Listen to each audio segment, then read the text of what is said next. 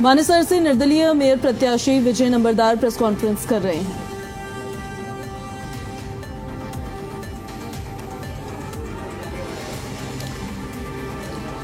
और 45 से बाहर भी सरदारी मौजूद है, तो कभी भी मैंने कभी ये महसूस नहीं किया कि कौन सी बिरादरी है, कौन सी जाति विशेष है। इस बिरादरी के साथ मैं रहा हूं और 36 बिरादरी मेरे साथ थी।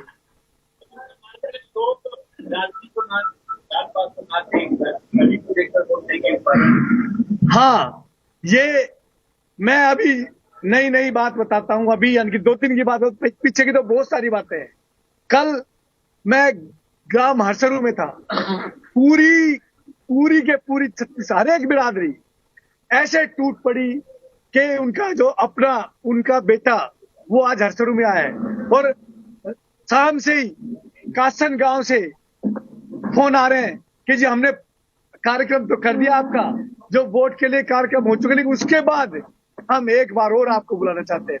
तो मैं अभी कासन गांव से आया हूं, जिसमें कासन की हर एक बिरादरी वो गलियों में खड़ी थी और गलियों से बाहर सड़कों पे खड़ी थी इंतजार में।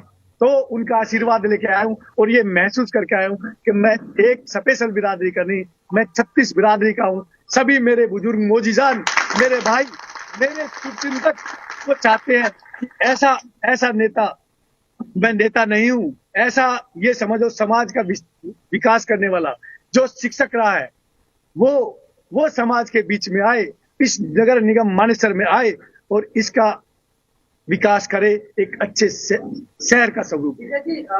समुद्र की मानेसर में जो समस्याएं हैं उस पर विकास का जो जांच करेगा तो समस्याएं विकास समाधान करेगा और जो आपका विजन। ये आपने सही कहा कि परमपिता परमात्मा की कृपा से जैसे हमारी सोच, जैसे हमारा हृदय, जैसे इस 12 का हृदय, जैसे इन 30 गांव का हृदय विशाल, ऐसे ही हमें चुनाव चिन्ह भी विशाल मिला है, पानी का जहाज। और ऐसा जहाज जो यानी कि जिसमें सब 30 गांव के सभी जन जिसमें बैठे और फिर विकास की तरफ बढ़े।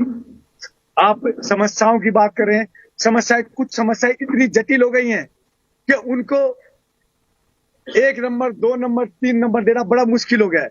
फिर भी जैसे हम मानेसर नगर निगम में आईएमडी क्षेत्र में बढ़ते हैं या फिर हमारे गांव में या इवन जो सोसाइटी के बाहर या कॉलोनियों के बाहर, कॉलोनियों में हम जाते हैं तो सफाई की व्यवस्था बहुत बिगड़ी हुई है। तो सबसे पहले तो हम सफाई को और शिविर को ध्यान देंगे।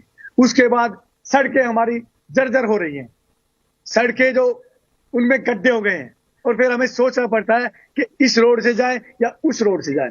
पहले घर से निकलने के बाद और इस नगर निगम मानेसर को पार करने के लिए पहले हमें रोड मैप बनाना पड़ता है, रूट डिसाइड करना पड़ता है कि उस रोड से जाएंगे, उस रोड पे सड़कें कुछ ठीक हो जाए, मिल जाए, और उस पे तो इनकी सड़कें इस लायक है ही नहीं। नंबरदार जी, अभी आपने जिक्र किया कि भाजपा के कई नेता ऐसी टिप्पणी कर रहे हैं, उनको आपने दोहराया। भाजपा के नेता राव नरसी ने पिछले दिन कहा तो संवाद में कि आप वोट दें तब भी मेयर भाजपा का बनेगा, आप नहीं देंगे तब भी भाजपा का मेयर बनेगा, और आपको काम करवाने हैं तो आप भाजपा को